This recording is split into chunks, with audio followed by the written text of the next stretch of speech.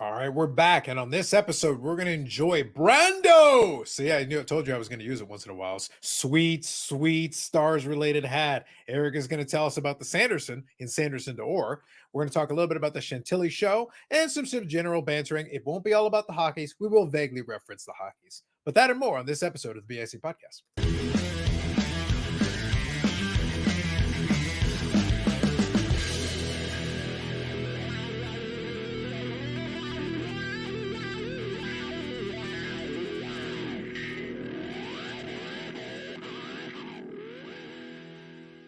Played in with the sweet, sweet guitar riffs. Oh, beautiful. Well done. Well I done. love the energy and the excitement, Eric. The energy and the excitement. Facts. I bring both to everything I do. Without a doubt.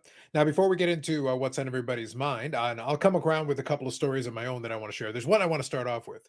I don't know about our Fanatics overlords, but I know about our Spotify AI overlords because I mentioned before how the AI overlords brought on the darkness. But Spotify actually brought in a new feature that I've actually been kind of enjoying this past week. They created a new thing they literally call DJ, which is supposed to be AI, machine learning, whatever. It basically takes your entire listening history over the last several years if you've got the account set up, and it'll build these 3 and 4 song sets. But it'll actually have a DJ that'll play you out and then say, whatever by Queens of the Stone Age, and now some more ones that you were listening to back in 2020, and then they'll play a 3-song set. I go, all right, kind of liking it there. Look, if the machines are going to take over, at least give us some sweet, sweet tunes in the process. So I'm kind of enjoying that. Pretty neat. I haven't tried that part yet. It's actually a cool feature, and I will say, if you don't like, they will also try some new songs that are not part of your previous listening history based on the type of music that you're listening to. But if it's not working for you, you can actually push the little button at the end and it'll stop that set and then cycle back to kind of more in line with where you've been. Bands you listen to, genres, and basically it uses your entire history to build it out.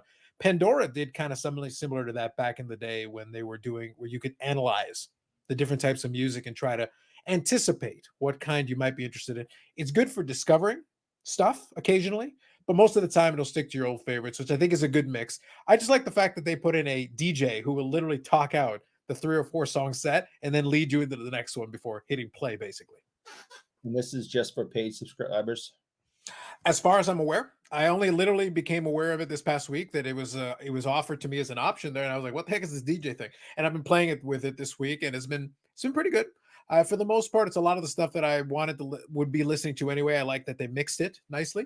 I'm still trying to teach the system how to stick within certain lanes that I wanted it to play, but otherwise, it's doing basically what I would want it to do. Although I've picked up a couple of songs and bands that I thought were interesting, so that's good. It's a win-win. Are you hinting that you don't have a paid Spotify subscription, Eric? I'm not hinting. I'm not. He's flat out saying, he goes, his money is all spent on the like button, because the like button for those folks in YouTube land is the lifeblood of the channel. Along with, go ahead. I was just gonna say, I am very, very cheap. Like, I'm not afraid to admit I am cheap. And I even have a paid subscription to Spotify because you can do the family plan and it makes it just a couple bucks a person. And any new album that comes out, like anything, my daughter loves music. You have a daughter, she's in college. I'm sure she loves music. And the new albums that come out, you don't have to buy them. Bam, and if she tunes it right, Eric's entire DJ will be Taylor Swift. Well, it wouldn't, like, that's what the beauty of the family plan. She would have her own profile listening list. You would have yours. Your wife could have yours.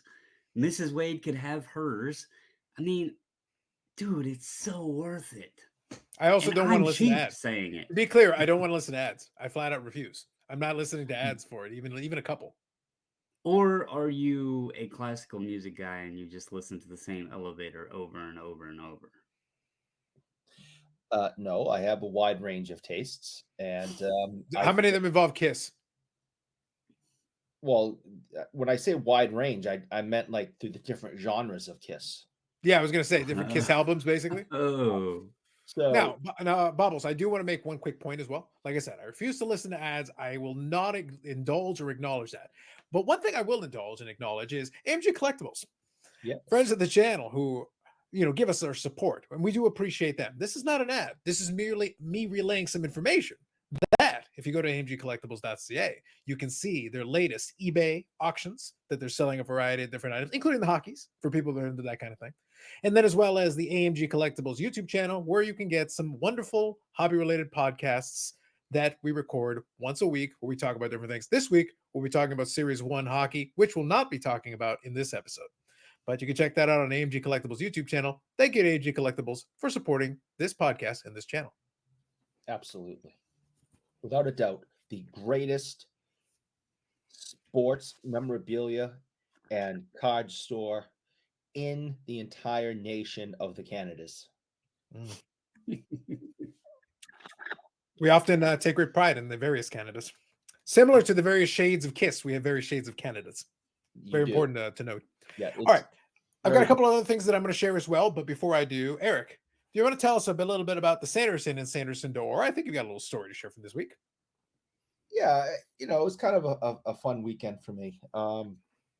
So, the nickname I've created for myself, my handle on YouTube and other social media is Sanderson door, and that references the 1970 Stanley Cup winning goal of Bobby Orr flying through the air, where Derek Sanderson passed the puck to Bobby Orr and he scored.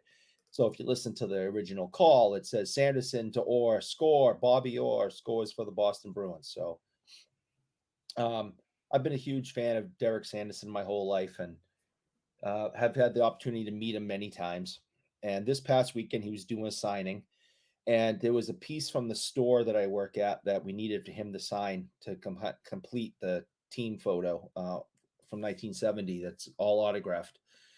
And for some reason, he wasn't on it. So I went up. I was planning on going up about 40 minutes from my house to go to this small show that he was at. And for years, I've listened to my parents talk about the good old days of the Bruins, and listen to all the stories about Bobby Orr and Derek Sanderson and Phil Esposito. And that was kind of where my love for that era and the sport itself began, was through my parents. And my mom, grew up and is roughly the same age as all those guys are now. And, back when she was a teenager and in her 20s, she had crushes on some of them, and, were fans, just like nowadays with the current fan base. And so I've asked her over the years, hey, do you want to come with me and go to this show and meet so-and-so? And, she's had some health issues over the years, so she hasn't been able to go.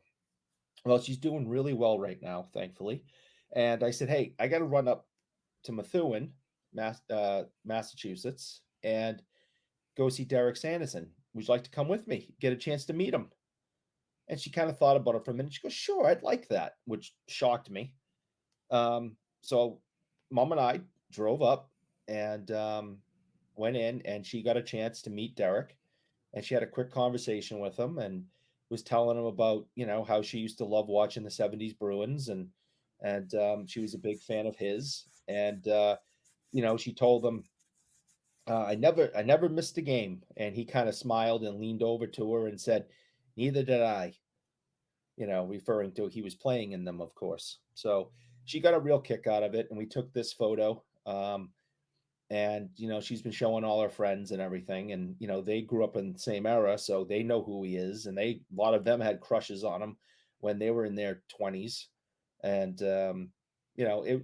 it was good to go and do that with my mom. I'm almost 50. Mom's like 75. It was a fun afternoon. There you go. And for the visual folks, I included a picture from the Instagram there with Eric, his mom, and Derek Sanderson. And since he brought it up, I do want to highlight one of the comments. It says Methuen sounds like Guelph, which I couldn't agree more. Sounds like it to me. I want to highlight one of the comments too, and it's good to see Mrs. Wade smiling and happy there. And we already discussed how it looked like you just photobombed the picture. 100%. But if you look at Boomer's comment about the restraining order, does it not look eerily similar to like a courtroom behind them with like the old wooden siding on the I wall and just the assumed it computer was taken sitting just there. before the hearing, and then Yeah. and this is used as an exhibit of a hostage taking. It looks You like know, a door there for the mhm. judge to go back to his chambers and everything. Like that looked like the scene of a courtroom behind Eric. I'm just saying I've got additional questions after seeing the image itself, and I feel like it leads to more questions, which I will be happy to ask on Friday. But in the spirit of time constraints, we will refrain for now and we will move on. And But I 5 will And come it back. was good to see Mrs. Wade smiling like that. yeah, She looked like she had a good time. he did, and it was fun to go off and do something like that with her. And I'm just glad that she's well enough to do that now. And she got to meet her very first, um, you know, Boston Bruin from that era that she enjoyed so much. So yeah, it was a lot of fun. Good stuff. Good stuff. Now, Bobbles, we're going to get into talking about the Chantilly here in a minute. But outside of the Chantilly topic, which we'll get here in a second, is there anything else from this week? You got a sweet, sweet new hat. Well, a nice pickup by you. That's a cool one. Got a sweet hat. I also got the Jason Robertson Hot Shots, the card I said I wanted. I did Good times. get off my wallet a little bit and buy one. Nice, nice. Like the card. James Gillum came down. He comes down and hangs out and goes to the Chantilly Show with us. So it was good seeing him and hanging out for a bit. Busy weekend all around. And yeah, we'll get into all of that later. My Ravens won handedly over the Lions. That was good to see. That was a convincing victory by them. Yes, I do agree with that. Yeah. Unfortunately, the guy I'm playing in fantasy had Lamar Jackson, so it was one of those that could have settled a little bit. I still have a chance to win, but we'll have to see how tonight goes. But yeah, overall, really good weekend. So Perfect. And as we're recording, the Game 7 of the ALCS is actually being played out. I definitely don't have an iPad just in front of me a little bit there watching the game as we're having this conversation. Lest you have that thought. I just want to make sure I clear up any rumors that is not occurring as I speak. It's 3-0 currently. But anyway, the point is that I did want to quickly do a quick callback to last week's episode. Like I said, we did the hockeys. I joked with the guys that unfortunately our audience was a little bit more niche because, look, you can do niche topics and niche content.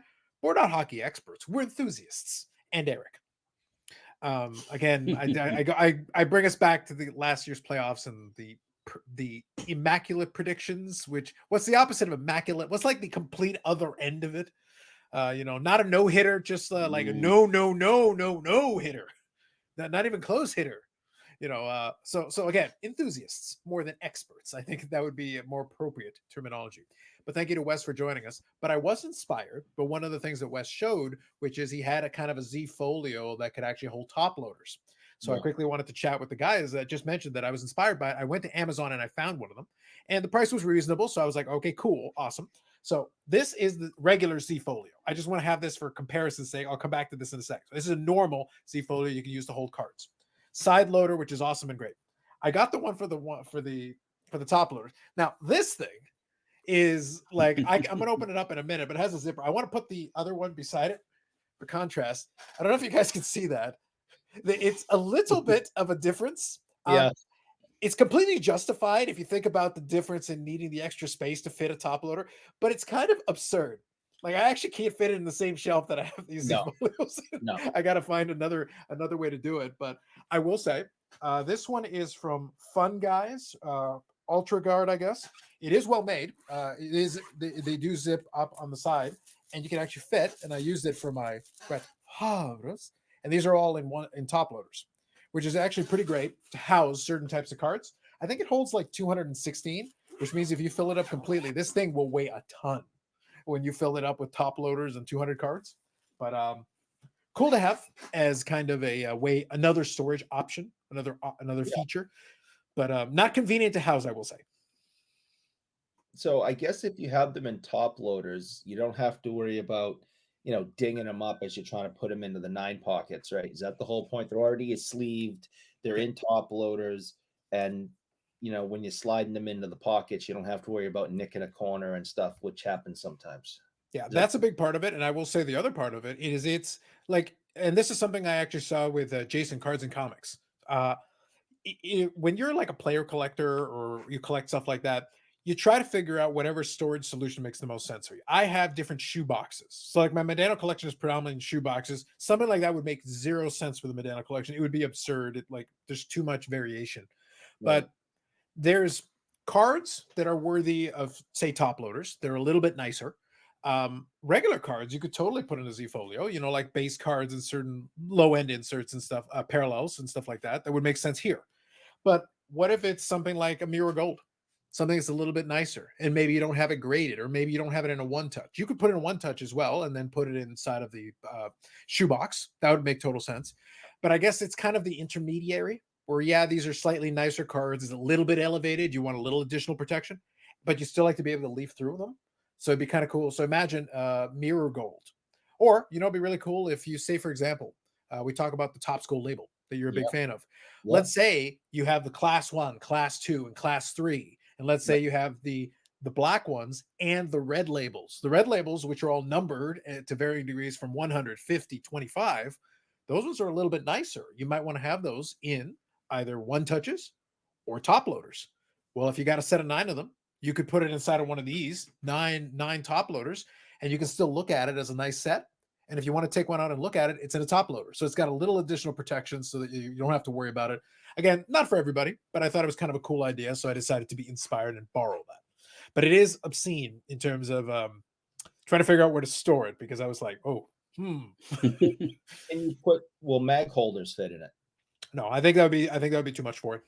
Just because again, it would be, you've got enough room in the pocket theoretically, but then if you try to put something on the other side, it would take the one page and just stretch it. Like I could imagine it stretching it if you tried to do that. I'm sure there's holders for that, but it would have to be something else, a different solution. Do they make things like that for graded cards? Well, they definitely make the pages. That's what Wes showed us. I think they make pages that you would put in a normal binder, because I don't think this type of setup where you've got the pages predefined would make sense for that kind of arrangement. So I think just something to bear in mind. Again, player collector problems. Trying to figure out what the best. In Bobbles, you're getting a taste of this. You're getting started with some of them. If it's already in graded holders or something, then so be it. You put it in the shoebox or whatever. And then you're fine.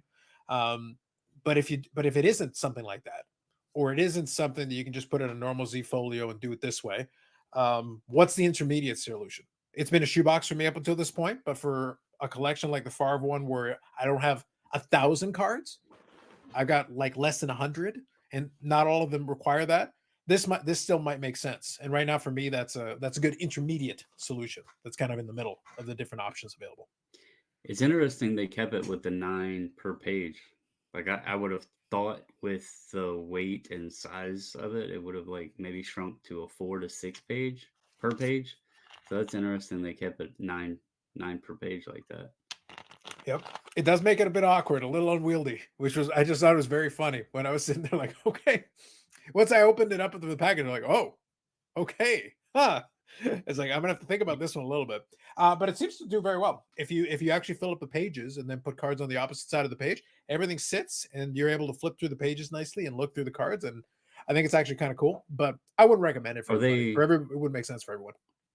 Are they like a firm sheet, or do they still kind of like fold like the other Z-Folio pages?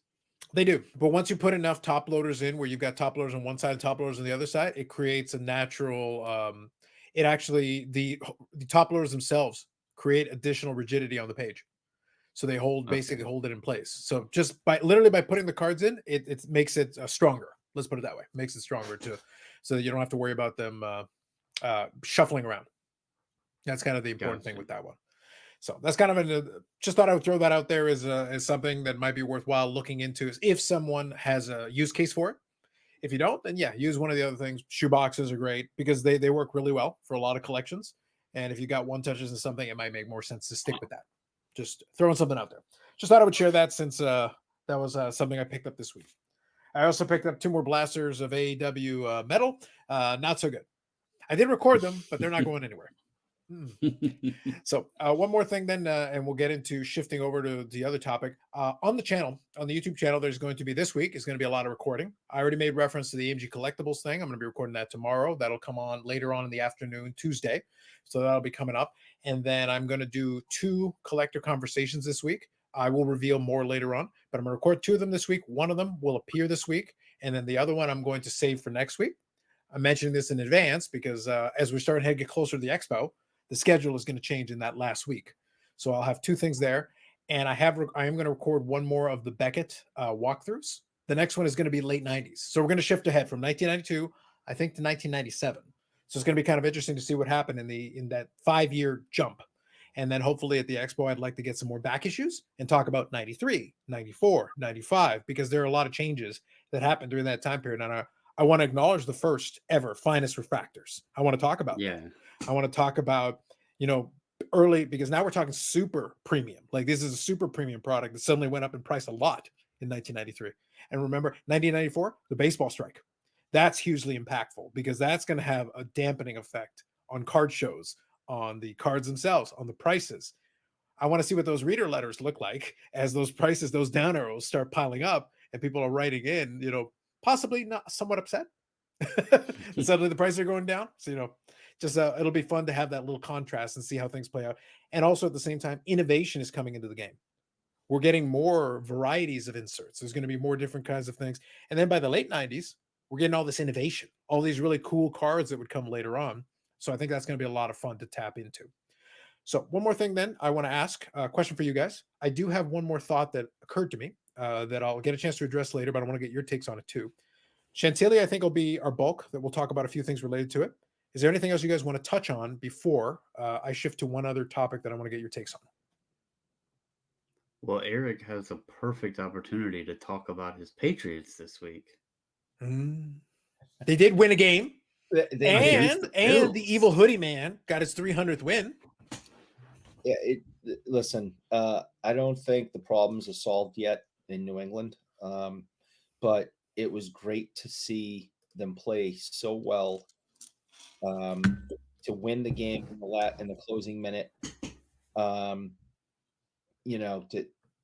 To beat such a good team. It isn't like they beat the second worst team in the league, and it's like, oh, well, congratulations, that you beat another team that sucks. Who cares? They beat a Super Bowl contender with, one of the top, 3 quarterbacks in the league. So yeah, it was a huge win. It definitely made a lot of people happy around here because the stuff that's being said on the local sports radios I haven't heard that stuff since the 90s. When we would go, and the Patriots would go 1-15, back to back years. We were Detroit Lions before the Detroit Lions. And, it's crazy what people have been saying. Fire Bill, get rid of Mac, Mac Jones is, the worst quarterback in Patriots history. And it's like, wow, none of that is true. Absolutely. Number 12 is easily the worst. Bobbles, help me out here. Like number 12, the worst. Well, before I said anything, he was saying Super Bowl contender and all of that for Buffalo, but I would just like to remind you that Buffalo is below Cleveland in the standings currently, not far from the Jets, not much above the Jets, and yeah, they're not very good either. Can I throw something out? I'm happy to go into depth more on this on Friday because we'll obviously have the time to flesh it out. But I want to propose something, a thought to chew on. I genuinely believe this is going to be one of those football seasons that a lot of it is going to be rock, paper, scissors. It's going to be depends on who you're playing. Around. Because just saying to yourself, oh yeah, this team's better, this team's worse, is not going to work. I think you're going to find a lot of cases like, I made the joke about it. I have zero expectation with the Packers. I intentionally I guessed 5 wins. I picked regression, and it's playing right into that kind of lane, but they're not showing signs of improvement. But look, they played Denver. Denver sucks. They're real bad, but the Packers were able to make them look at least passable. They didn't make them look good. Let's be fair. Let's be clear about that. But they're worse right now. They're less in tune. They were able to do nothing in the first half. They were losing 9-0 to a team that legitimately is terrible. Well, if you're losing to a team that's legitimately terrible, guess what? You're legitimately terrible. However, they were able to be more competitive against quote unquote better teams. So what that should tell you is that the matchup is everything. This year, the Lions didn't play well against Baltimore, But at the same time, the Lions have played well the majority of the season. They've played well against a variety of different teams. So it's not like, oh, now the Lions suck. No, it's just they had a bad matchup, wrong day, wrong everything else. It didn't work for them. Maybe next week they come out and beat somebody, curb stomp somebody.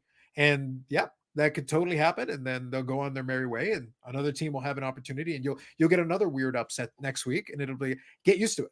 This week it just feels like this is one of those seasons where nobody is that dominant. There are some bad teams, but if they get the right matchup, they can at least be competitive, even if they don't win. Yeah, Bobbles, listen, if I learned anything in the last year, it really doesn't matter what the regular season is. Really? He admits it. Hold on. Please. Oh, tell us more. Hold on. Tell us more about this. Regular season is not that relevant. Please. Regular season is really, really not that relevant, I've learned in the last year. And so the important thing is to get into the playoffs, whether you're the first seed or the 8th seed. The important part is to get there, and it's a completely new season. And you never know who's going to win or maybe lose. So, so with you saying, if anybody remembers that callback, well, Buffalo's not that good, and this team's better, and that team's better. Yeah, I don't subscribe to that magazine anymore. I believe, I was just pointing that out. Yeah, for current status. Yeah, to bust your balls, like Josh Allen's struggling. So if I want to say they're Super Bowl contenders, all that means is you get into the playoffs, because once someone's in the playoffs, you're all Super Bowl contenders. Yeah. But like I said, I would like us to keep our collective eyes out, though, as weeks go by, because it wouldn't shock me if a lot of teams kind of shuffle and wind up around the same place. That could make for a very competitive tournament, though, because that means once we get into the actual playoff rounds, then it's like, don't assume anything. Literally throw everything you thought you knew out the window, because now you're restarting fresh, and you're getting, all right, how's the health of these various teams? How, now everybody's had a chance to look at the other teams and make decisions and make that could affect the games. And we could wind up with a very wacky playoff, and it would not shock me in the least. I don't think anybody's that dominant, but you never know. Suddenly somebody could flip the switch and suddenly figure it out. But it feels like everybody has weaknesses, which means it's open. It's a very much an open season on whoever gets hot at the right time. I meant to look it up, and I guess it's pretty silly of me to ask live, but did Miami win or lose yesterday? Lost. All right. Yeah. So in the Patriots division, Miami has now lost some games. Buffalo has lost some games. Patriots have beat them. If the Patriots can put another couple of wins together, they may not be completely dead yet at the end of the season. Because like Carlos is saying, they may be jumping around. And, if Miami loses a few more, Buffalo, loses a few more, Patriots somehow play well moving forward like they did yesterday, by the end of the season, it may be more comparable. See, Bobbles, you did it. Now all of a sudden it's the meme from Dumb and Dumber. So you're telling me there's a chance. That's what happened there. It would be very impressive, since the aforementioned Denver Broncos are the only team below the Patriots in the AFC. So it would be very impressive if they climbed that ladder. But I'm not going to say that there's no chance. I'm looking forward. I'm going to keep an eye on the Monday Nighter tonight. But I want to say Minnesota's playing in the Monday Nighter. If Minnesota loses, which I would expect they would, question mark right now. No, but I'm still saying I would expect them to lose. However, we'll see. Yeah. We'll see what happens. But should they lose, I think that's 3 teams in that division with 2 wins. So whoever the second place team is, which might even be the Packers, that's how bad the division is playing. It's like, it might literally be that it's Detroit, and then the Packers, the Bears, and the Vikings deciding which one of them sucks the least. Hell of a division this year. Let me tell you. Focused on the AFC East right now, and I'm just rooting for all the AFC East teams to lose and the Pats to win. And we'll see how that goes, and then we'll go to the entire AFC, and then all the way to the Super Bowl. Wow, The Super Bowl. All Super right. Bowl. Let me move on real quick because this one will be a good topic. Bubbles and I can touch on it, but Eric has got a little bit of familiarity now, but I think the general discussion can be had. So one of the products that came out this past week, I touched on it a little bit during the live, but I want to revisit it since Bobbles wasn't able to join us. They came out with the Top's Finest flashbacks. They've been doing that the last couple of years, which I, for the most part, I like it. Whatever. Look, if you got no ideas, you may as well go back to some of the classics. I'm cool with it. The only caveat that I have, and this is really important for me, if you're gonna go to the 90s design well, if you're gonna do it, the only thing I ask is someone who was collecting in the 90s is please do it justice. Please, respect the source material enough to at least make a good attempt. Give us something that resembles the original product and not a cheap knockoff that you clearly did not put the effort into. Uh, the Finest flashbacks, for the most part, I think they've done a decent job. Like the first couple of years. This one though was something I did chat with Jason Cards and Comics when we were having a discussion about it. Was going to be the first real test though, because this year they were going to replicate the 1996 Topps Finest set, which is a little bit more complicated because for that one you've got 3 different tiers of subsets included. You got your bronze, your silver, and your gold tier, and then you got your refractors of all the above. Now, I'm going to reserve final judgment until I get one in hand to compare properly. But I've watched a couple of different breaks of the product, and it's expensive. To start off with, it's 240 US. So that's not cheap. That's pretty pricey. You can buy it straight from Topps, but it is pricey. But I'm looking at them, and unless I'm not a graphic designer, so my monitor is not calibrated to, Pantone colors and everything to get like perfect color matching. However, I'm looking at it and the bronze looks kind of brown to me, and the silver looks like a gray. And I'm sitting there like, oh my, what is this? What are you? I know what this is supposed to look like. What the hell is this thing you're showing me? Well, look at Tops in general. I mean, how many years now have we gotten the golds that look like some weird shade of brown in the regular Tops flagship product? They're Sure, putting out but I'm saying we these actually Topps gold with have a comparison orange point though. brown. When we take a 1996, the problem is that we actually have a real set. So we can actually, because I collect the 1996 gold refractors. If I take a 1996 gold refractor, which I have, I can grab it, and I look at your new version and like it's not holding up, like it's not even close. We got a problem because the problem is I know what it quote unquote should look like. You want to create a flagship product, you can do whatever the hell you want because you're making it That up. This is something else. that gold coloring, that foil, all of that is way more expensive today Yeah, I than it know. was back then. So to keep the product affordable, air quotes, they had to go to a substitute color, and so they're going to be slightly off, but you get the idea. Yeah, I don't think it's the All problem you is I need don't is think the it's serial slightly number. off. I think it's very dangerous to me if you're gonna go with the retro theme set. So Eric, I think you understand kind of where I'm going with this. If you're going to do that, you understand that there were people who were around who Yeah. saw the original. And it's like it so to the uninitiated, they won't care. They won't know the difference because they didn't know what the original one looked like. But the problem is when you do know what it looks like, and not only that, you have copies of the and go, nope, no, Nope. Right. no, no, no, no, no. Good try, guys. It's like, but it's and this was the first year that I figured they might run into this problem. And next year's not going to be better because next year there's the embossed. There's a variety, there's a bunch of die cut versions and things. Like this one technically is the easier of the two to replicate. Next year, it's more complicated if you want to try to replicate what the 97 finest look like because I don't think you're going to be able to do the atomic refractor 1997 Topps Finest style because I don't think I've seen the matrix refractor in a long time. And the embossing, they don't really do that either anymore. So it's like, how do you plan on doing that? It's gonna look a bit ugly because I've seen them try to do some of the throwbacks. The problem is if you do it wrong, it's much worse than it looks that much worse knowing what it could look like because we can see what it did look like. Here's the question, though, and then this is an honest question for both of you and anybody listening. Do they care because they know people are going to buy it? And just because the folks who were collecting them in the 90s, they're hitting a different target audience. Like their target probably has no clue what those cards look like ever. They just see new product, autographs, whatever.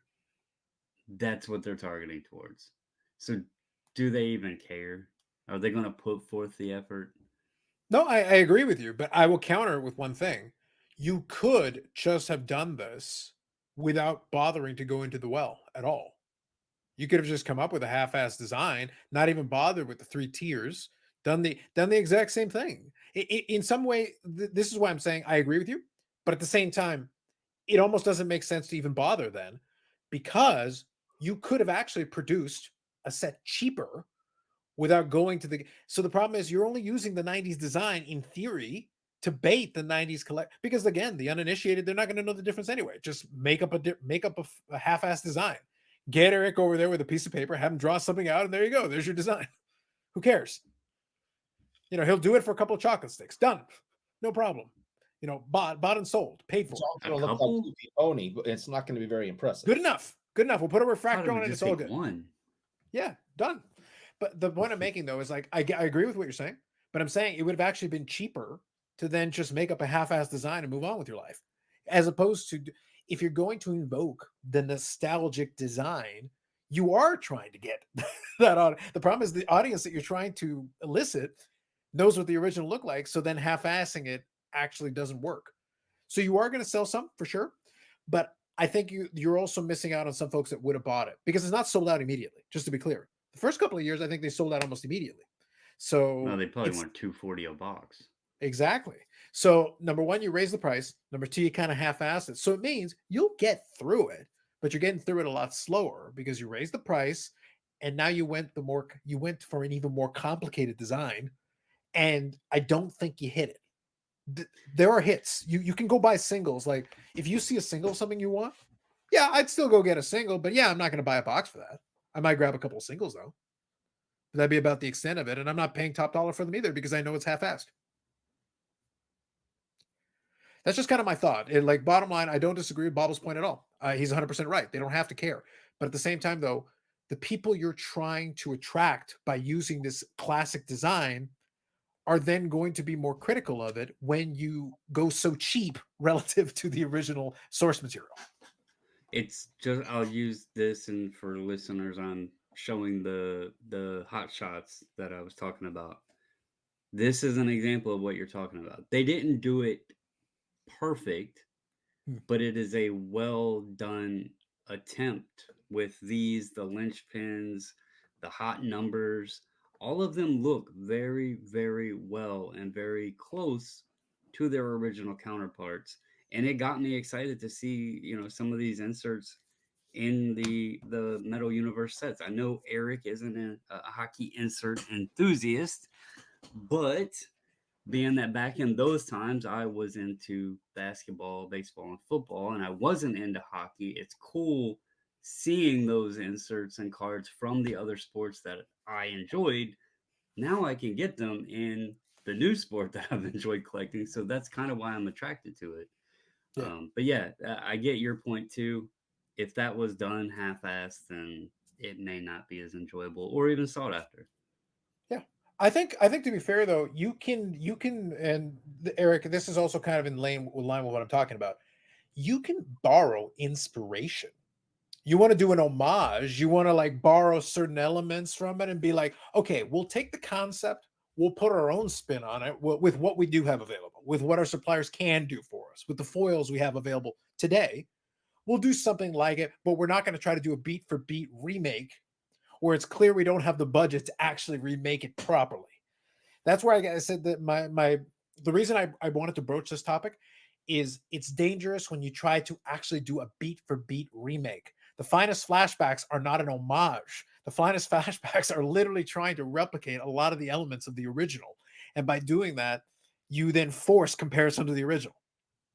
As opposed to the new Metal Universes where they'll actually we'll do a couple of OG designs in there, but we'll also throw in a spin on it, getting our current designers to take a little bit of a stab at it. So we're not doing a beat for beat exact replica of everything. Yeah, I mean, I totally agree. And I guess the one point I wanted to bring up, and I think it's changed over the last handful of years, but in the past, maybe pre-COVID, I think they understood. I think that the card makers understood that older collectors are the ones that had money.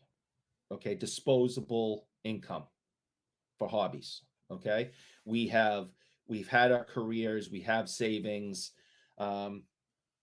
So if we've been collecting for 30 years and we want to reconnect with our childhood, and they're going to redo something from 30, 40 years ago, we're the ones that have all the money, and we want it to be done right so we can spend that money and reconnect with our childhood, which is probably why we all still do this thing to begin with. Nowadays, though, we've seen the trend where 12-year-olds are walking around with these Pelican cases with $50,000 worth of cardboard in it. So I don't think they care as much about the what's the term, the OGs in the hobby, because we have the money, but we are more frugal and we're smarter with our money, where these young kids are just dumping ungodly amounts of money into the hobby these last few years. 12-year-olds should not have Pelican cases with thousands upon thousands upon thousands of dollars worth of cards in it walking around a card show. I don't think Eric should have a Pelican case with thousands and thousands of dollars walking around a card show. It's dangerous. Oh no, I should not. No, I agree.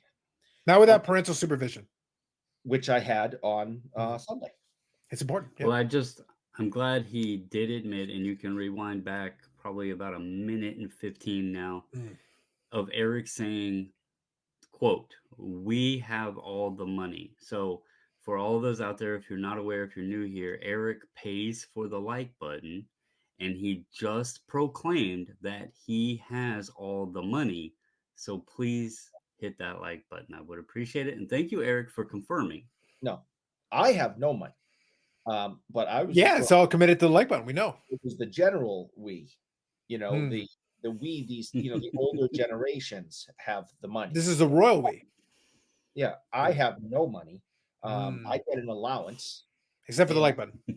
And as you may have seen in the comments on the Instagrams, I was only allowed to spend half my allowance at the show because my mother makes me put the other half away for retirement. See, when I was younger, she said I had to put it away for college, and I could only spend like half my paper route money. But now, whatever money that my wife gives me, my mother only allows me to spend half of it. So wait, retirement? Yeah. Oh, he retired from his paper. You were already retired. Well, yeah.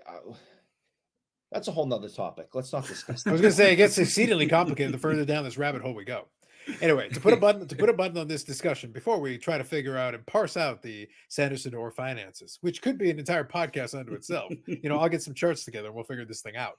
But to put a button on it, I agree with the general premise that the current collectors don't have to care. I agree. But at the same time, then I would point out on the manufacturers then come up with a half-assed new version of whatever it is you're going to do today. There's no point in doing the nostalgia bait. This is the term that I've kind of coined for this. There's no point in doing the nostalgia bait then if you're going to do it half-assed job. Because if you're going to charge a premium price for this thing that is a flashback product, then you have to, again, there may be some things you can't do. That maybe the supplier just can't do it. You don't have a supplier that can replicate the exact technology. And maybe that's the case. But then don't try to do something that is clearly beyond your capabilities because you're just going to do it badly. And that's actually worse than just coming up with your own thing. Eric, we always joke about on the Friday show that Eric hates the kabooms and everything, and the kabooms really are kind of a half-assed thing. But here's the thing: they can do it. The point is, at least they can do it.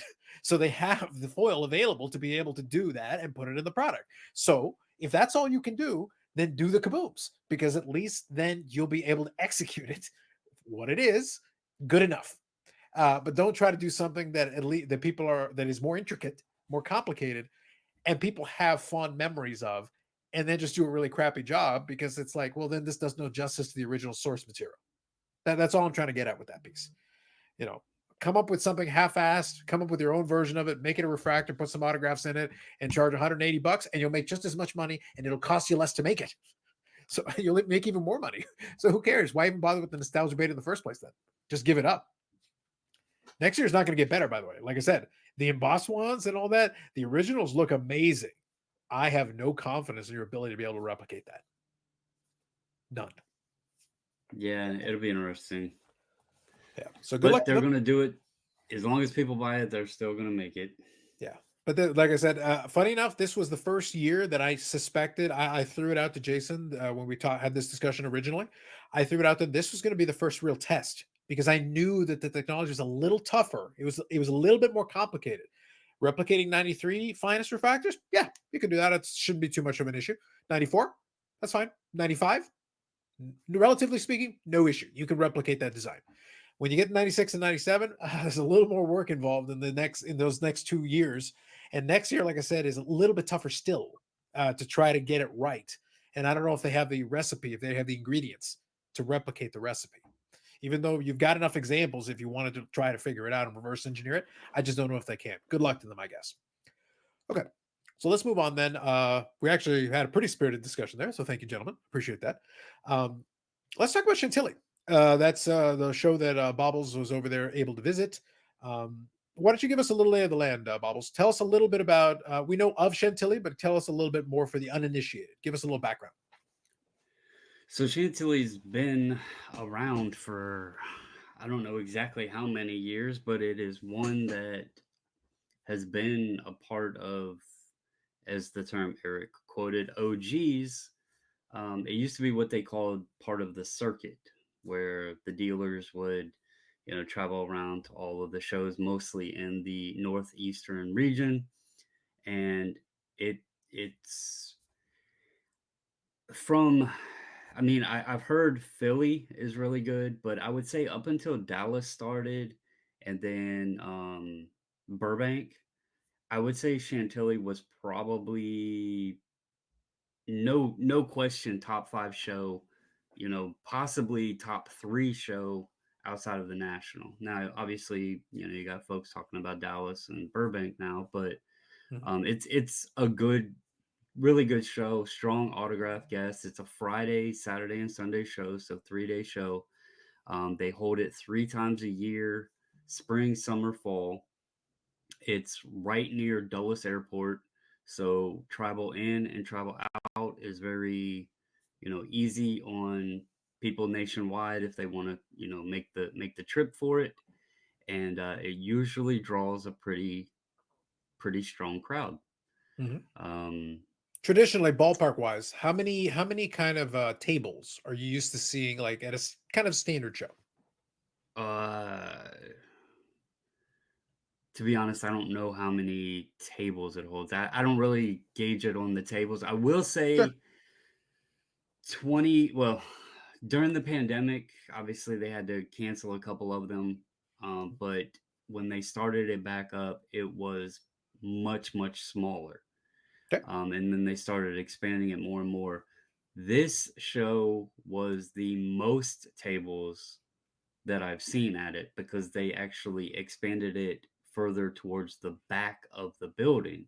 An area that they usually had kind of partitioned off and autograph people would sign helmets and all that stuff back there. They still had that set up, but they had it pushed further back now and had more dealers back there.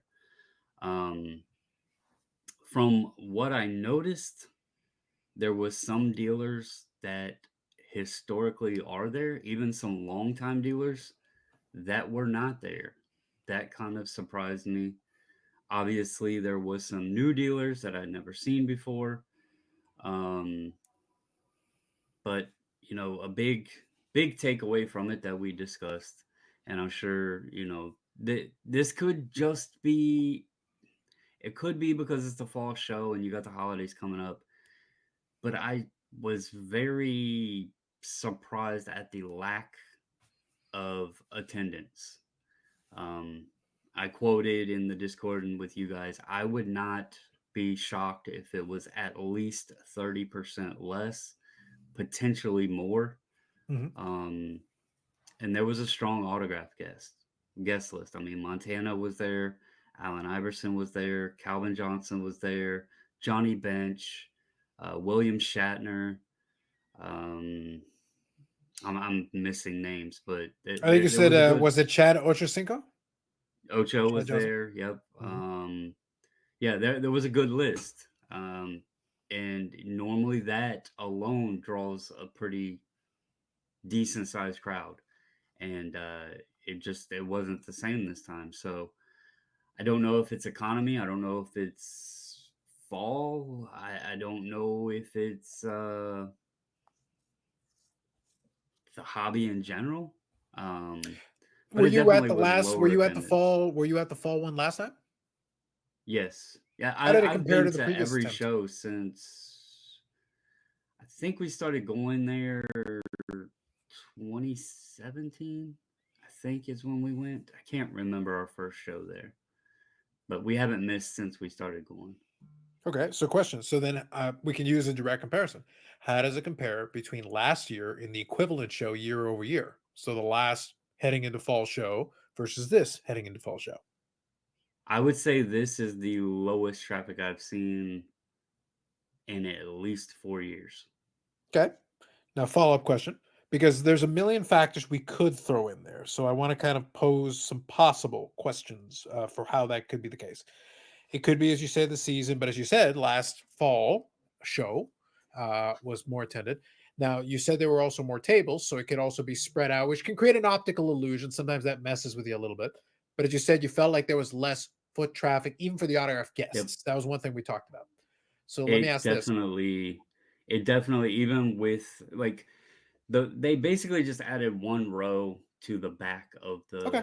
the show floor, so it wasn't That's like not a that dramatic then. huge Okay. yeah, it wasn't like double the space or anything, and it was definitely noticeable. And as we talked off camera or before recording, the autograph area wasn't anywhere near as packed as it normally is. Like it's hard to walk back there, especially on a Saturday when, midday when the guests, you got the whole row of tables filled with guests signing. It's Mhm. packed back there. It wasn't like that this time. And that Sure. was, we walked through with Johnny Bench, Ocho Cinco, and Allen Iverson as the people about to sign. So three popular targets that would have been there to get guest signing. Sure. Now, So let me ask the obvious real quick, Eric, just before you go. I'm going to ask the obvious question. Economics. Well, that's, of course, plus potentially a major factor that could play into a lot of this. Now, I will say, in my local shows, hasn't been a big factor because I think some of the dealers were forced to adjust their pricing accordingly. TCG, Pokemon, the Pokemans and everything are still extremely popular. Last show we went to, there was a smaller show. Bobby and I actually attended over. It was a TCG and sports card show. The floor traffic was busy. It wasn't a big Hmm. room, but it was a decent sized room and a decent amount of for again a small show, kind of an obscure part of the city where I am, which is suburbs of suburbs. And yeah, it was crazy foot traffic, tons of kids. Obviously, a lot for the TCG, the Pokemans, and all that. But there were people moving sports cards and stuff again. But your mileage may vary, depends on your relative situation. So, do you think the economics played it all into it with just less money in the system right now? I mean that's a possible thing. Mhm. I will say, and to touch on I want to follow up later in the conversation, but you Go ahead. mentioned the TCG thing. I found Mhm. something very interesting over the weekend Yeah. that we can discuss a bit. But the biggest thing for me is honestly, it's hard, even as someone that's been going to the show now for several years, it's been very hard to enjoy the show because of the dealer pricing. Sure. And what I'm meaning by this, and I'm going to give a few examples. There was so I know Sean Dolzalak, I think is how you say his name. I know he's been buying Andy Reid autographs. He's a Chiefs fan. He bought a couple Andy Reid autos. I spotted a rookie ticket Andy Reid. However, it's in his Eagles uniform or whatever outfit. But I sent him a picture of it. Thought maybe he would be interested in that as a Reid fan. And he asked how much. And so I asked the dealer, and the dealer said 800. Sean's like, I can buy one on eBay right now for 600. Mhm. There was another card, I cannot remember exactly what it was, but it was about 2 to 2.5 times what you could purchase on eBay. And then there was a Juan Soto 2022 Topps Finest Moments autograph where he's got the bat drop and it's autographed. Um, I was waiting for the dealer to get back to the table. His buddy was there. While I was waiting, I just looked the card up just to get an idea of what the value was because I didn't know. And I seen one had sold for 61, and there was one available for 80. Mhm. The guy comes back, and I said, "How much you wanting on the Soto?" 125. Why am I going to pay you $125 when I can go right now and hit buy it now? I can pay taxes, shipping, the works. I can have it insured. I could Mhm. get it graded and still be cheaper than what you're wanting for $125. Mhm. Like, they have to start coming to reality a little bit that I'm like, it's actually a joke now because like when you go to museums, sometimes you have to pay an entry fee. And Mhm. that's almost what card shows are feeling like. You're paying an entry fee to go in and see a card museum and some guys playing show and tell. Because unless you're just absolutely needing something, there's zero reason to pay what these guys are pricing their stuff at. There's not. As sad as it is because the experience is fun. I love going to shows. I love looking for stuff. But even dollar boxes, they're putting cards you can go on ComC and probably buy for under $1, pricing them at $5. Right. Why are you buying that? I mean, Mhm. it's just getting hard. So Yeah, and we'll come back around to it. I also see stuff like that on eBay too. Like I'll see some inserts. There was an insert that I literally saw posted on eBay. Buy it now for $15. That I did in fact go to ComC, and I bought it for $2. yeah, So I was like, okay, $2, sure. Yeah, 15, not so much. I don't need that. So sorry, Eric, I didn't want to interrupt you, but I think you had a thought. Is there something you wanted to add there? Well, yeah, and I was making sure I didn't forget it. So it was a, kind of a two-part thing. One, we kind of just touched on it. It has to do with the card prices from the dealers. Many of these dealers at shows are still stuck in the mindset, and a part of me understands, is stuck in the mindset that I have X amount of dollars into this card, and they want it at least break even, if not make something back. It's not my fault that you bought into this pandemic pricing gouge that and nobody like me predicted a year plus in advance that it was all going to burst and drop. I literally told you when. We joked about it on the, and we still do on the Friday show, but I don't have a degree in economics. I have 50 years on this planet just kind of understanding things.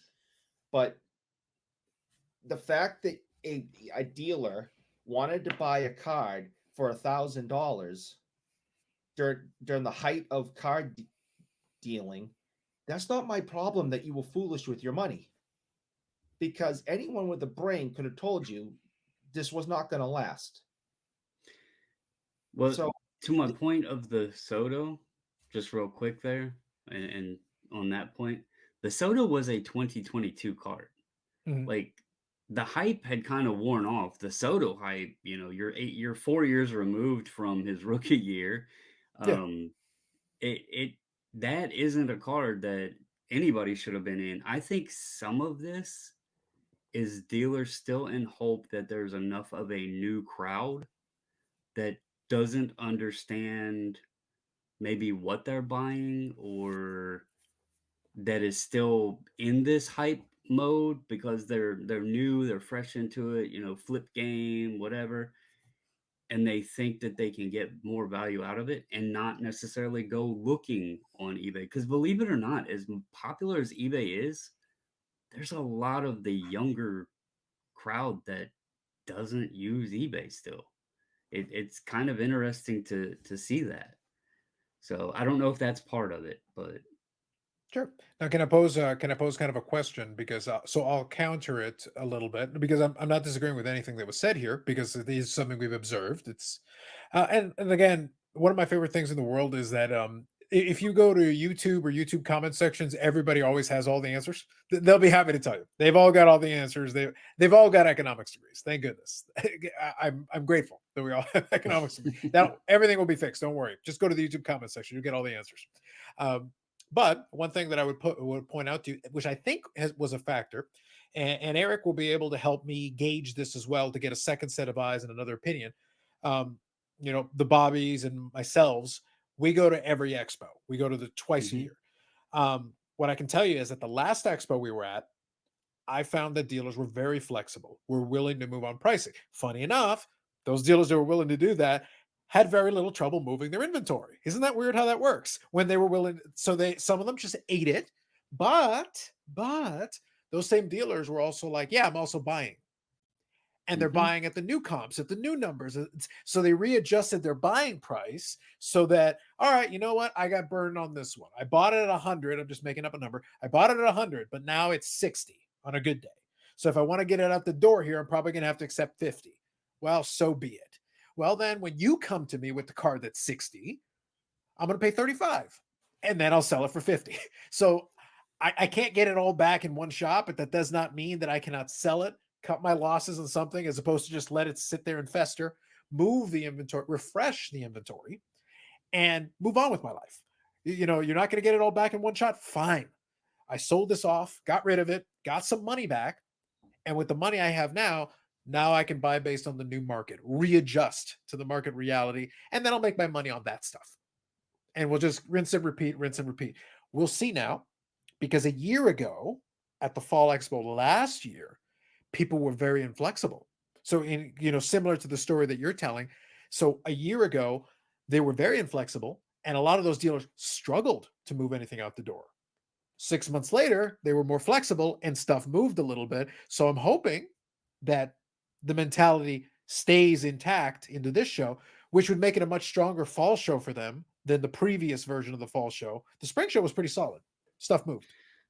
Well, I have to say, and I know there's other, there's dealers that dabble in more than just hockey, but I know that show is also more populated for hockey. Sure. I will say hockey seems to be a more a more understandable market for both dealers, buyers, and everything. Like even on eBay, I'm not getting the stupid offers if I list a hockey, like a young gun of somebody I didn't want to keep or whatever. I'm not getting stupid offers. On other stuff, I will get the most ridiculous offer. And we've talked about this. You've asked, why don't you just put the bottom dollar on the offer bin thing? But Mhm. is that part of it? Because hockey, I do feel, is more of a collector's market than these other sports. Could that be part of it? I think there's an argument to be made. I think one point that Bobby likes to make a lot, which I think is reasonable. So speaking of Bobby Burrell, for folks that are listening to podcasts and check out, the Fridays live streams on the channel, Fridays, 8 p.m. Eastern time, be there. But for the folks who check that out, one of Bobby's prevailing theories, which I think holds some water, is that even during the run up when we had the big boom period that we just came off of, and then we're obviously on the downslope from, hockey went up, but it didn't like 10x in prices. We Explode, didn't yeah. get quite the dramatic. So it meant that there was a little bit of a leveling effect. It meant that when it came time for things to slide back down, yes, they did, but they didn't collapse overnight because they hadn't reached the ridiculous heights. So when they were sliding, you could slide comfortably or, at a rate that let everybody have an opportunity to make a decision. There's certain items that are just available and that stuff, obviously, you price it wrong, it's just not going to move. But then other items, sit in collections. I've talked about the phenomenon with you guys before about the cup.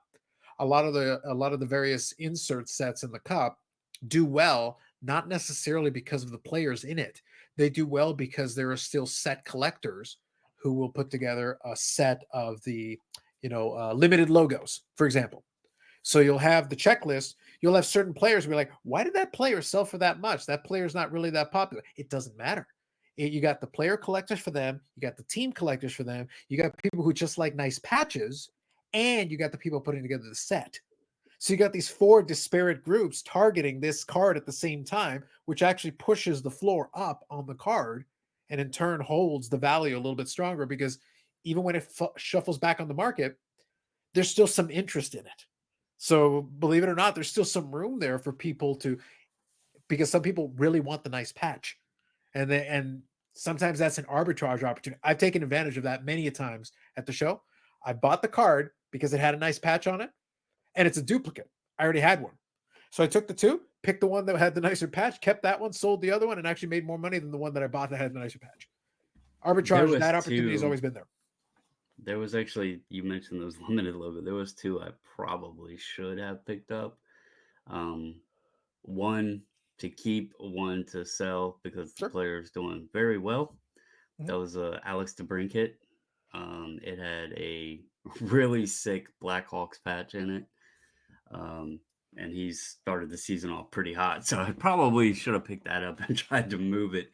The other one was a nice Jamie Benn. Mhm. It had a really the shoulder stars patch, but I was trying to stick, even though stars, I'm trying to stick with my yeah. It was Yeah, very nice. it wasn't that one because the patch This was is on the actually the left side. lesser of the two patches. I actually sold the other one for a tidy profit. I kept this one, but I sold the other one. But the The- limited logos. It's the point is yeah. this is the same. But that's the reason I use that example though. There are people who are putting together this set. So it doesn't hmm matter who the player is. They want to finish the set and they'd like to get the nicest patches possible. And there's the player collectors who would like to get the nicest patches possible.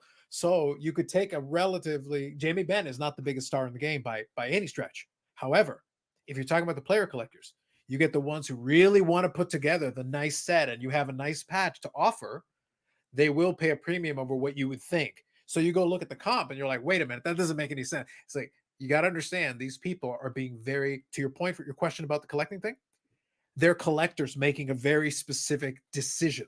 They're saying, I want to build this set or I'm collecting this player and I want the nicest patch that I can get my hands on. And if that's the best one in the market available, I'll pay strong. You get enough people in the same room that are willing to pay strong virtually. Guess what? There's where your bidding war kicks in. That's where the price goes to impressive amounts. But you can't base that off everything else. You take a lesser patch, it's going to sell for less. Unfortunately, I was hoping there was going to be more hockey dealers there, being start of the season. There was only four. Okay. And the guy that had the DeBrincat and the Ben, I hadn't seen him there previously. But the other three are the regular guys. But to your point, and back to like the dealers and everything, on the flip side of it, the interesting thing, now it could have just been because I know the dealer, but I sold some vintage stuff and it was very easy to move it. I knew the guy I sold it to. He knew, we've done dealings before. He gave me fair prices. But on the flip side, modern stuff, back to where I was saying dealers are wanting to spend or charge like 1.5, 2x what you can buy it for. They're not wanting to give fair market value on a card that they want from you. Mhm. And that also makes it like you can't have this and this because and that just tells me why can't you work better on the price of what you're selling if you were buying at such lean, you know, percentages here. And I'm talking like one of the cards that I had a couple of dealers interested in it. It sold raw for $943. I have a copy in an SGC 95. I was looking at 8 because I'm valuing it since Raw. Well, PSA 9. Sorry, PSA Mhm. 9 did 943. I was looking probably in the 1,000 to 1,200 range would be realistic on the 9.5. I was offering it at 800, and they wanted me to go lower. There's no way. Mhm. Like, there's no point in me doing that. I can list it on eBay, take out the fees and everything, and clear more than that. So it was both spectrums, the buying side and the and their selling side. So Sure. No, that's fair. I think that's the reason why I think it's going to be interesting. I wanted to get the obviously, we talk about the vibes. We wanted to get the vibes from Chantilly. So it gives us an indicator. But again, I see regional variances. That's why I gave the example of that relatively small show, and the foot traffic is strong. Um, I expect Expo in now like 3 weeks, give or take. I think that's going to be interesting to see how that one plays out. We have a strong set of signers as well. We've got certain first time things. PSA is going to do on site grading for the first time. That's going to be an interesting thing to see how that plays out for our market. That's a big deal. Um, and they're going to configure. We'll talk more about it when we get closer. But the point that I'm making is that there's going to be some draws, but the economic factors still play into it. But at the same time, some people like to go just to visit. I've had folks reach out to me that listen to the channel or that I get a chance to correspond with, who are going to make it out to the show. Some of them are going to have got a plane and a hotel and everything, and this is a travel destination show for them. The fall one tends to be the one that people will travel to if they're going to travel to one. So all these factors are kind of contradicting each other. And I think Eric gets a taste of this because obviously he's not at every show. But if you're going to pick one, you pick the fall show. And a lot of people are in the same mental state because it tends to be the stronger. And we got Series 1 came out. And I can tell you, only speaking from the one shop, amgcollectibles.ca. Thank you. Thank you again for the support. But they had a very strong showing going through their allocation of Series 1. I'll get them to give the details. But they got through their initial allocation in a day. And it wasn't just I pre-orders. could I could not find any of it at the show. I Yeah. do know my LCS has a case. I also know that the price Mhm. of that product has seen a slight increase because Yeah, of that little Easter egg Bedard card. sure. So I'm debating on getting one. But back to your point, and I want to tie Eric into this as well because he does work or claims to work at a Work shop. is a strong word. Very But strong. It is a four-letter word. We want to be very careful with four-letter words around here. Very careful. you mentioned that one show in the foot traffic, and you mentioned the Pokemon slash TCG. After we left Chantilly, we normally go over to Red Robin, which is actually semi right across the street from Blowout's shop. They call it the Fantastic Store. We went in, and first thing I noticed is they had rearranged their store. Like it's cleaned up. It looks like it's been updated a little bit. Um, Things looked a bit more organized. But then, first of all, there wasn't many people in there. But then we noticed in the back room, because like you have the main little shop, and it's a very small shop to begin with, but you have the main shop floor, and then there was a door to go in the back, and it was kind of like this garage looking warehouse area. And they Mhm. used to have tables set up back there. They would run trade nights, or they also did some video game tournaments, like Super Smash Brothers tournaments and stuff, or they would do Pokemon tournaments, that sort of thing back there. Well, we walked back there because we noticed some people back in that room. They've now turned this into a huge area, like a second shop almost, that is all Pokemon, Lorcana, Magic the Gathering, all your TCG stuff. They had Lego, they had Funko Pops, they had some Pokemon plush, like all these various pop culture things. Mhm.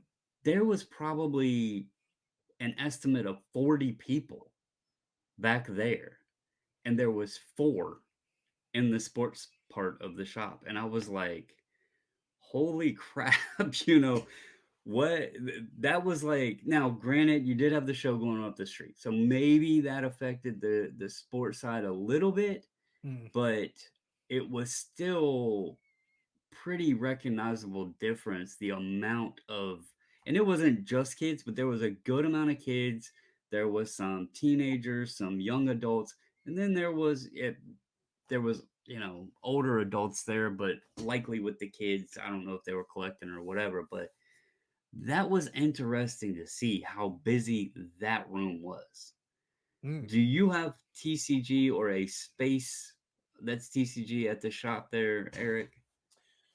No, we absolutely do not. We carry very little of it. However, our competitor, um, which is a local shop, kind of much smaller than ours, that is the primary thing, I think. Um, he definitely has sport cards and sells packs and all that, and he's been in business for a very, very long time. But he is now basically the headquarters in the area of all that TCG stuff. He has Mm. game nights. You see, I see the guys going in there and doing, got their little cases and going in there and playing whatever games that they play. I don't know anything about it. I'm not making fun of it. I'm ignorant to it. So I want to make that clear. I'm not making fun of it. I was gonna say, I'm glad you're making this clear because at the rate we're going, there, our Pokemon's overlords are gonna overtake us Oh, very quickly because they're basically propping up the entire industry at the moment in time.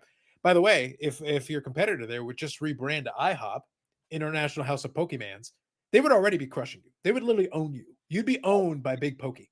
I'd be owned by big Pokemon. Yeah. Or the International House of Peabody? Yep. Good enough. Either way, I just appreciate. Look, I just wanted to make IHOP the acronym, one way or the other. I don't care. I just want to make IHOP the acronym. As long as we get there, that's the only thing that I care about. There you go. So yeah, our competitor, and I've known the guy who runs that shop, my whole collecting career, but yeah, he's kind of the guy that does that now. And so he gets every single customer in driving distance, that's into TCG stuff. He gets them all. Yeah. Now, Yeah, can I it throw a? was. I can throw a quick theory. I actually think there's a couple of specific reasons, but there's one specific that I want to throw out that I think helps the TCGs a lot. The TCG model instinctively is built to help move new product. And what I mean by that is when you say TCGs, you're talking about a trading card game, but they used to be called CCGs or collectible card game. Yes, you can collect them, but and some players will collect the vintage or the older sets or whatever you want. That's part of the game too. But they're game pieces still.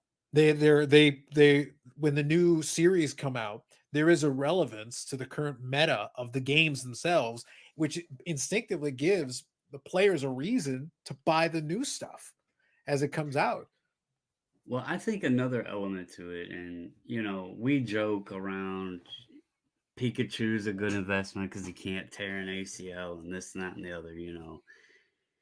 But take it outside of that and look at even comic books. Everybody knows Spider-Man, and Spider-Man dates back to what, the 50s? And 60s, whether I think early mid you 60s. I don't know when when Spider-Man's first appearance was. I'm not that big into the comics, but my point is today someone new that goes and picks up a Spider-Man comic, if they get into it and want to collect them, there is still a relevance back all the way through that history of the books to when he first makes his appearance, all of those years.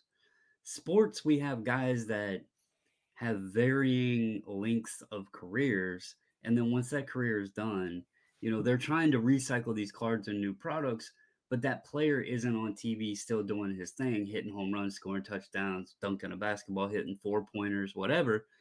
They're no longer doing that. So there is I feel a detachment from the newer generation because they're not connected to that athlete. Uh, Charizard, if somebody pulls a Charizard today and they're 6 years old, when they become 26, they might decide they want that first edition Charizard because they remember pulling that one when they were 6 years old. So Right. I think all of it, they've set it up for longevity, not a career or accomplishments of championships and goats and this and that and the other. They've set it up for the longevity of however long the products go. And I Yeah, think it's very smart. it's narrative driven. It's an IP. They're characters as opposed to real people. So they have a lot more control over their staying power. It can continue long after a normal career, quote unquote, would end. To your point, and I think that's fair. But I said I just think all these things that we just talked about are all factors that have helped TCG. Again, not my deal, but I can respect it. I can appreciate it, and I'm not just saying this so that the big pokey doesn't just destroy us. I want to make sure we're in good stead. We'll make sure we're in good stead with the Pokemans. So I'm not afraid of the Pokemans. I'm afraid of the Magic people. that's fair. They're all Because they have my son will be 23 in December, and I will say he gave sports cards a very, very, very tiny chance because when we were going to the minor league games, he found a player that he was watching. Unfortunately, the player wound up on another team, and then my son lost interest. But Mhm. other than that, he's always been Yu-Gi-Oh, Magic, Pokemon, all that stuff. He can tell you all Sure. about those. He's never cared about the sports cards. Mhm. I will say, if you guys want to jump into it in a second, there was an interesting part to the Chantilly show that we can tie in with a previous episode we've done. Now, I was gonna say, I was actually funny enough. I think we're on the same wavelength, so correct me if I'm mistaken. I wanted to quickly end the point again, also so that the Pokemans don't destroy us. I wanted to make sure we gave appreciation and respect. But are we talking about Cards HQ and the card store of Geoff? We are. Okay. The I didn't recognize it at first because I'm going to be honest, it was way less extravagant than I expected it to be.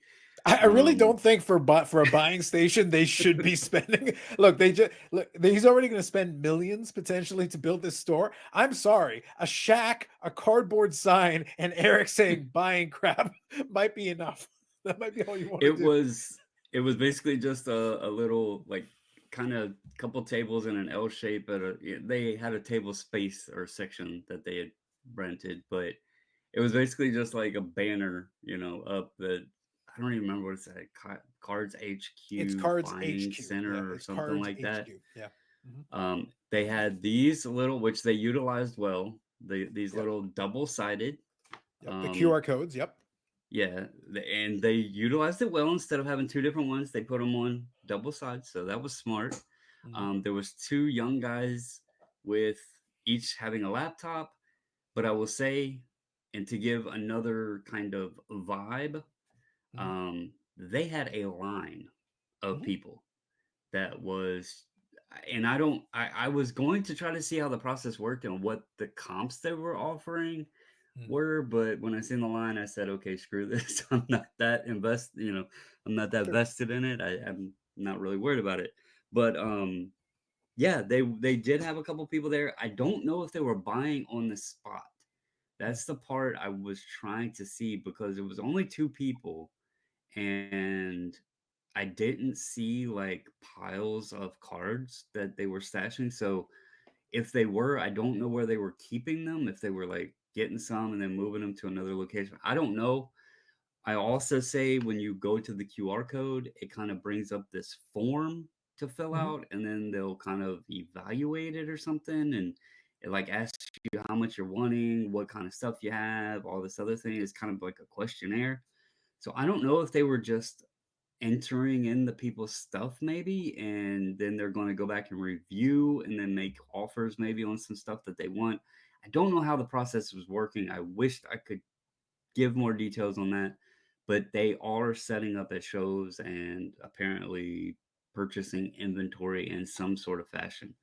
I told Carlos we could try this. If you want, I can hold this up and people can scan the QR code if you Sure. are I did interested. try it. Or We were able to get it to work. If you want to check out what it is for yourself, for me, it just sent me to the Cards HQ site. That's all I got out of yeah, it. yeah, But it's just the website. It'll take you to the site, and then there's a thing you want to try it? that'll like take you to Yeah. So you just have to try hold to it. There you go. So if you guys want to try, those of you on the video side of it, if you want to try it, you can pause it and give it a try. I was able to get it to work. If you want to try it, knock yourself out, check it out for yourself. We'll reserve judgment. But we expect to see more of those setups in other shows as they try to make the rounds, the show circuit.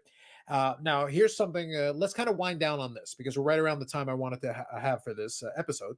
And we'll definitely have more to talk about in future weeks and future iterations. But let me quickly get a gauge for you guys.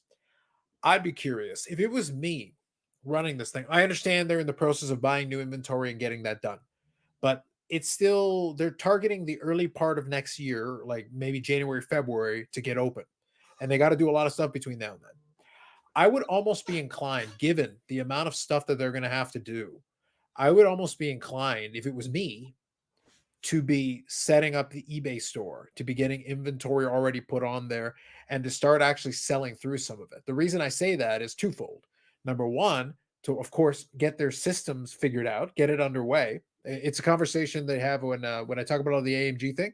There's a lot of stuff that we'll talk about, but before everybody gets a chance to see it, we try it. We run tests, we run experiments to make sure things work the way that we expect them to. That way, we don't want to deliver a product that doesn't work properly when everybody's going to.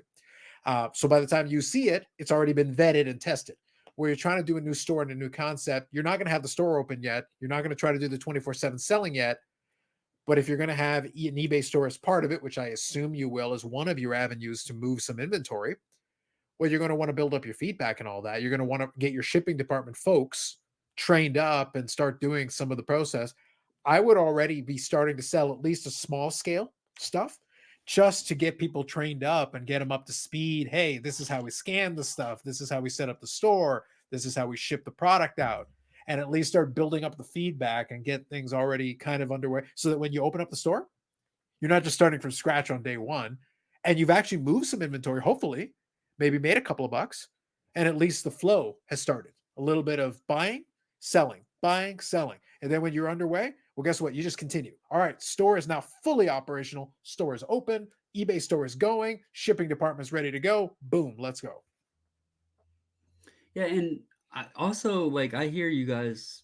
Well, I don't know if you've purchased any, but it's also interesting because we hear people talk about, and I guess it's a popular thing. I'm surprised they haven't bought out some COM-C ports, or maybe they are, and getting those, built up to ship out to them or whatever. But yeah, I don't. Again, I wish I could give more information on like what they were offering, because that would be an interesting thing. To be profitable, you got to have a pretty good margin there. I would, assume. Um, the table spaces cost a good bit of money at Chantilly. He had two guys working there all weekend, so I don't know. I don't know what they were offering, but it was interesting to see. And they were definitely busy. And that's why another reason I wanted to mention it, there was a lot of people trying to sell. So to throw in that vibe check, you got to open stand. Hey, we're buying. They had a line. So that was interesting. And it's a quick way to sell your cards. Obviously, it's quick and easy. I mean, we buy collections all the time. I mean, daily, people walking in and money's going out. But if you want to get the most for your cards, he's not giving you book prices. So I mean, people, I know that makes you guys know that, and maybe many of the people who are listening know that, but I cannot begin to explain to you how many people come in with a collection, hand out, we're going through the cards, and they're like, well, that one's worth 100, that one's worth 50, that one's worth 20. And it's like, well, how much do you want? And he's like, well, I want 100 for that one, I want 50 for that one. It's dumbfound me that they don't understand how commerce works and how brick and mortars work. Do not expect, world, that you're going to go up to Jeff and say, okay, I've evaluated my cards. They're worth $20,000. I'd like my $20,000 in cash, please. It's okay. Can I give a good example of exactly what you're talking about? So I don't want to spoil it too much, but I will share with you because I remember this when you brought it up. I remember this. This was a mainstay at the Sports Card Expo for years. And I want to share this with you guys. This is from the old Expo program here, the 2019 edition. But this was an ad that was in the Expo every year. And it plays right into what you're talking about. And it's perfect. It was from a thing called Rex and Collectibles. They were there for years. And by the way, people would patronize this for reasons that I'll explain here in a second. But this is the ad, and I will show it to you in a second. First, I'll read it, but then I'll show it to you. Buying bulk all weekend while space lasts. So specifically space lasts. And they had these categories here on the ad. And like I said, I'll zoom in on the ad so you guys can see it here. 1988 and older. So this is, you're buying bulk. 88 and older, paying 0.7 cents per card. 89 to 99, paying 0.5 cents, not 50 cents, 0.5 cents per card. 2000 to 2010, paying 0.8 cents per card. 2011 to current, paying 1.5 cents each. Hockey jersey cards, 2005 to present, paying 75 cents each. Now you sit there and go like, oh, who would want? Somebody who has a bunch of them, opens up a bunch of stuff and doesn't even want to bother. And they have 100 and they would rather give you 100 jersey cards that they don't even want to list on ComC, get their $75 and walk away. But that's exactly what it would say right here. So you guys hopefully, so I can zoom in here just for a second, just so you can see it. But just for the video folks, what I just read is exactly what it said. And it would give you the listings. And for the quote unquote 2011 to current was 1.5 cents a card. But then you're like, well, who would want to give cards for 1.5? Somebody who has 5,000 cards, they already pick through the quote unquote good cards. Yeah. And they're like, oh, so I'll give you a 5,000 count box and you'll get this off of my hands. Like, yep, 1.5 cents a card. Take it. That's fantastic. I get rid of it. Circling back to the TCG thing, that's also huge in Pokemon. Of course. There's dealers that'll buy bulk like that, and they pay pennies per card or whatever. But they have a little thing down. They'll take a card and measure it out, and they know how many cards fill in that one card length, and they'll just sit there and count it in the box and say, okay, you got 600 cards. We pay this much per card. You know, do you want to take it? And it's just people unloading the bulk. And so that is a thing, and people will do it. So, yeah. But you can imagine, like, and again, you wouldn't think that people would be like, but again, if you're somebody who's opened a lot of stuff, just try moving some singles, try grabbing some, base cards, here's one of the AEW base cards. There are people who are going to like the character, but here's the thing. Is it even worth me shipping? Nope.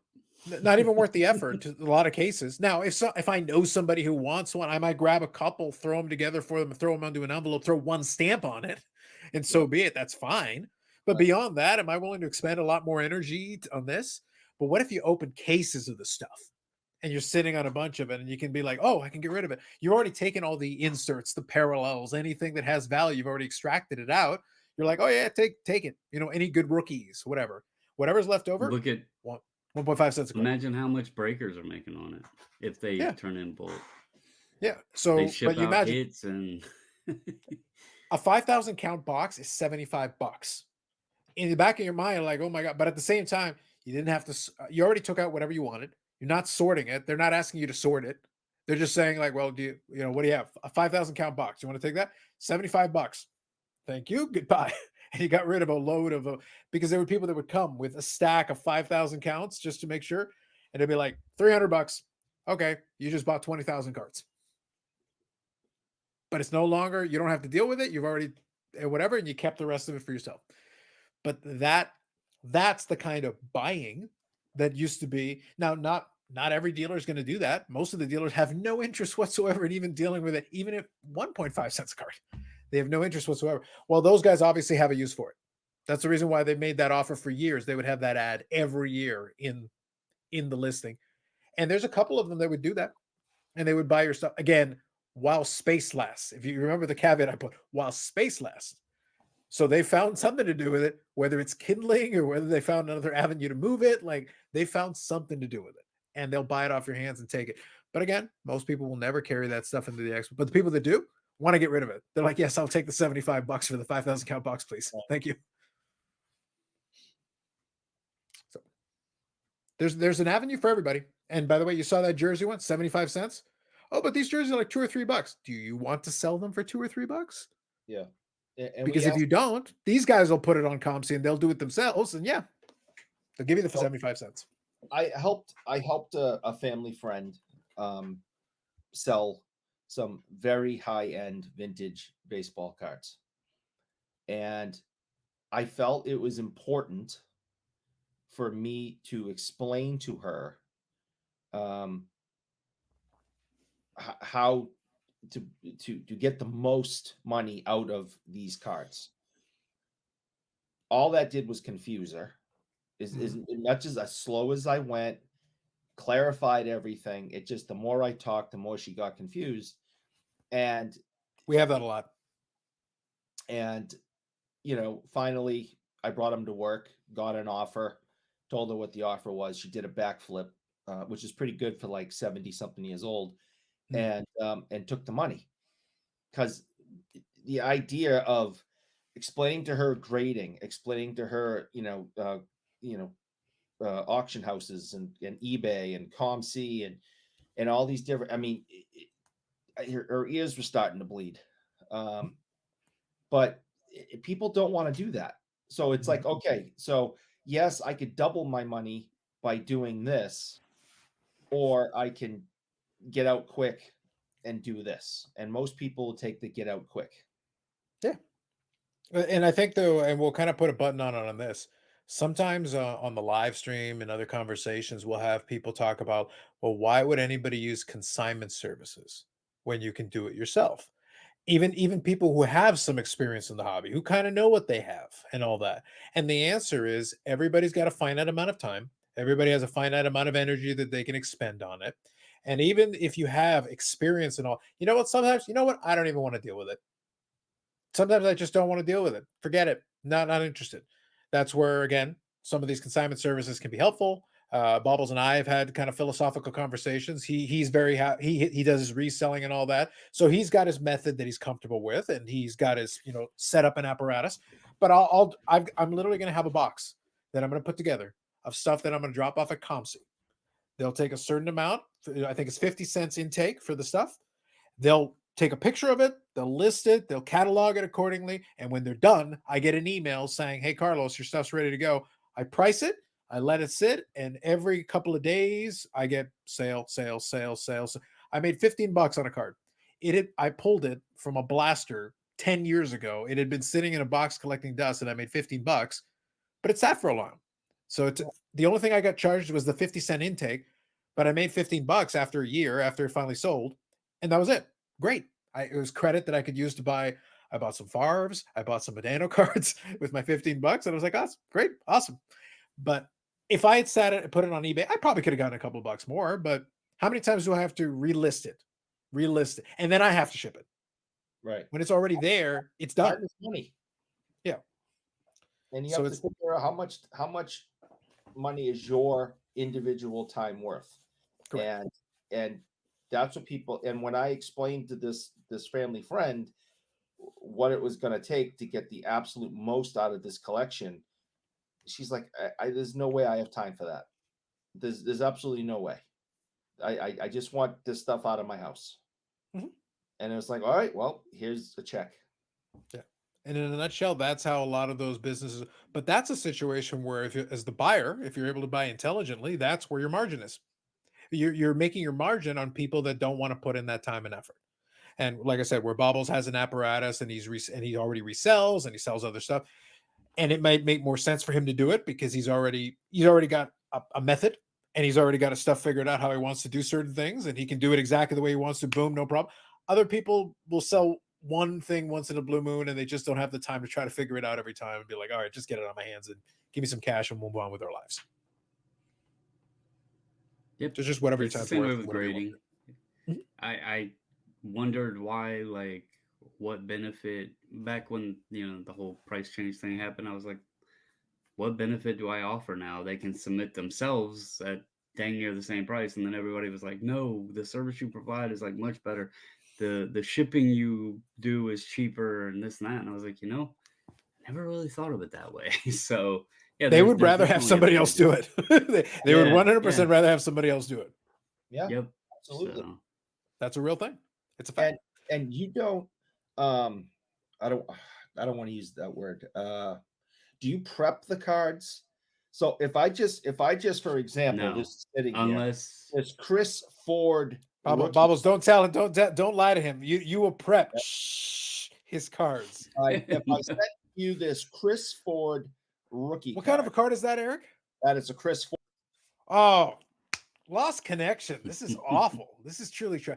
But Bobbles, I was thinking next episode, what we should do is we should find out who scored the first NBA three-pointer. Eric, don't you think that'd be great if we found out who scored the first NBA three-pointer? It'd be sensational if we could just figure it out one time together as a people. Yeah, I mean, it would be an interesting topic. I think the viewers would enjoy it.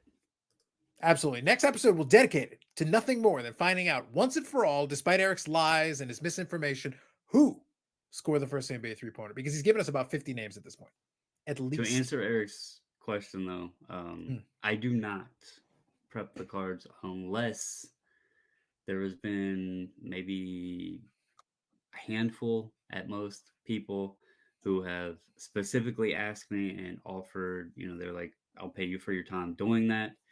Otherwise, I do not do that. I prefer people knowing what their cards are, what they look like, all of that before they send them in.